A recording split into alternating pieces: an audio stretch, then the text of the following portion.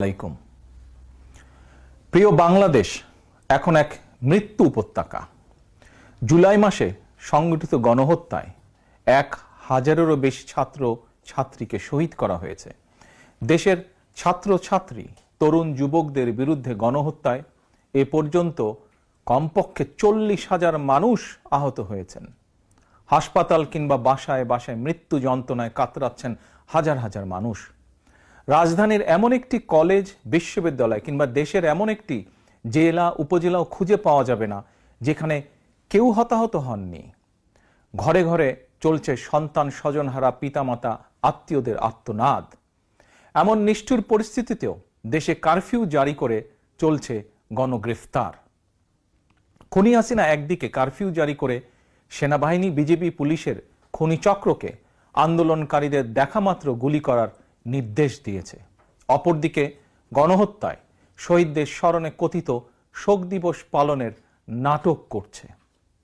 হাজারো মানুষকে খুন করে প্রায় 1.5 লক্ষ মানুষকে আহত করে লাখো কোটি পরিবারের শান্তি বিনষ্ট করেও খুনি হাসিনার কোনোই অনুতাপ নেই। অথচ রেলের ভাঙা কাজ দেখে গণহত্যাকারীর চোখে কুমিরের কান্না।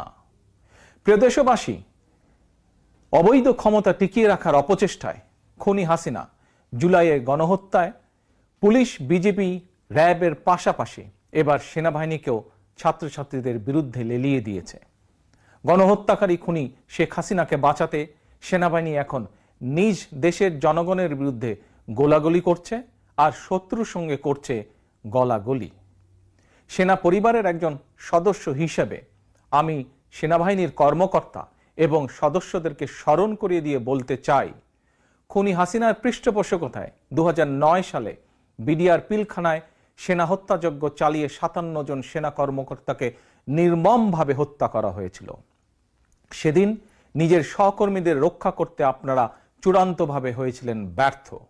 অথচ এখন সন্তান সমতুল্য ছাত্রছাত্রীদের বুকে গুলি চালিয়ে নিজেদের বীরত্ব জাহির করছেন আপনারা। বীরত্ব দেখাতে চাইলে অরক্ষিত সীমান্তে যান। জনগণ মনে করে দাবিদারি করতে করতে আপনারা নিজেদের স্বাধীনতা, সম্মান, সাহস এবং আত্মমর্যাদা হারিয়ে ফেলেছেন। সেনাবাহিনীকে বলবো, মিয়ানমারের সেনাবাহিনীর মতন নিজ দেশের জনগণের সঙ্গে যুদ্ধে লিপ্ত হবেন না। এতে কোনো বাহাদুরি নেই। অবিলম্বে ব্যারাকে ফিরে যান। প্রিয় দেশবাসী, ভাই ও বোনেরা, খুনি হাসিনাকে পদত্যাগে বাধ্য করতে জাতীয় ঐক্যের কোনোই বিকল্প নেই। একজন রাজনৈতিক কর্মী হিসাবে, একজন বাংলাদেশী হিসাবে বাংলাদেশের পক্ষের শক্তি, গণতন্ত্রের পক্ষের শক্তি প্রতিটি রাজনৈতিক দল, সামাজিক সাংস্কৃতিক সংগঠন, শিক্ষক, বুদ্ধিজীবী, কৃষক, শ্রমিক, স্বল্প আয়ের মানুষ, শ্রমজীবী, পেশাজীবী তথা ধর্ম, বর্ণ নির্বিশেষে প্রত্যেক ব্যক্তি ও গোষ্ঠীর প্রতি আমি বিনীত আহ্বান জানিয়ে বলতে চাই, আসুন সবাই মিলে গণহত্যাকারী খুনি হাসিনার, খুনি সন্ত্রাসী বাহিনীর বিরুদ্ধে রাজপথে চূড়ান্ত প্রতিরোধ গড়ে তুলি। যার যা কিছু আছে তাই নিয়ে ছাত্র জনতার বৃহত্তর এই ঐক্যের আন্দোলনকে আমরা সফল করি। খুনি হাসিনাকে বিদায় করি, বাংলাদেশকে স্বাধীন করি আমরা। প্রিয় দেশবাসী, ভাই ও বোনেরা, তারুণ্যের শক্তি জেগে উঠেছে। গণহত্যা, গণগ্রেফতার চালিয়ে তারুণ্যের শক্তিকে আর রুখে দেওয়া যাবে না। নির্দ্বিধায়, নিঃসংকোচে বুকে বুলেট আলিঙ্গন করে শহীদ আবু সাইদ প্রমাণ করে দিয়েছে দিল্লির কৃতদাস তাবেদার খুনি হাসিনার লেলিয়ে দেওয়া সেনাবাহিনী, বিজেপি আর পুলিশের খুনিচক্রের ভয় স্বাধীন বাংলাদেশের তারুণ্য আর পিছু হটতে রাজি নয়।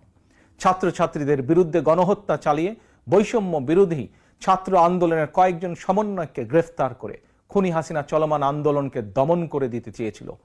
কিন্তু এখন সারা দেশের প্রতিটি জেলা, উপজেলা, ইউনিয়ন, পাড়া, মহল্লা, শহর, নগর, বন্দর, কোথাও কোনো এলাকায় সমন্বয়কের অভাব নেই।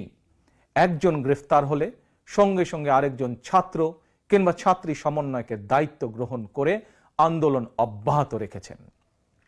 খুনি হাসিনা পতনের এই আন্দোলন এভাবে এখন সারা দেশে স্ফুলিঙ্গের মতন ছড়িয়ে পড়েছে। হাসিনার পতন না হওয়া পর্যন্ত ছাত্র জনতার ঐক্যের এই আন্দোলন আর থামবে না। প্রিয় ভাই ও বোনেরা, হাসিনা একজন ঠান্ডা মাথার খুনি। খুনির কাছে খুনির বিচার সম্ভব নয়। গণহত্যাকারীকে বিদায় না করা পর্যন্ত গণহত্যার বিচারও সম্ভব নয়।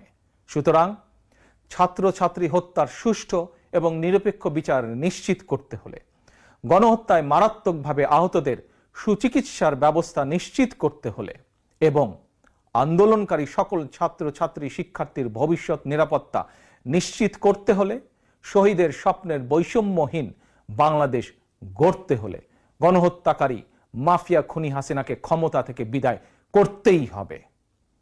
প্রিয় অভিভাবক এবং সকল বিরোধী রাজনৈতিক সহকর্মীবৃন্দ, গত 15 বছর ধরে খুনি হাসিনা আমাদের অসংখ্য সহকর্মীদেরকে গুম, খুন, হত্যা, অপহরণ করেছে।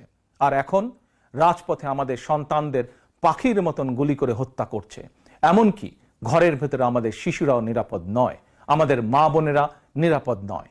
আর এ কারণেই খুনি হাসিনাকে বিদায় করে আমাদের সন্তান স্বজনদের ভবিষ্যৎ নিশ্চিত ও নিরাপদ করতেই চলমান ছাত্র জনতার ঐক্যের এই আন্দোলন।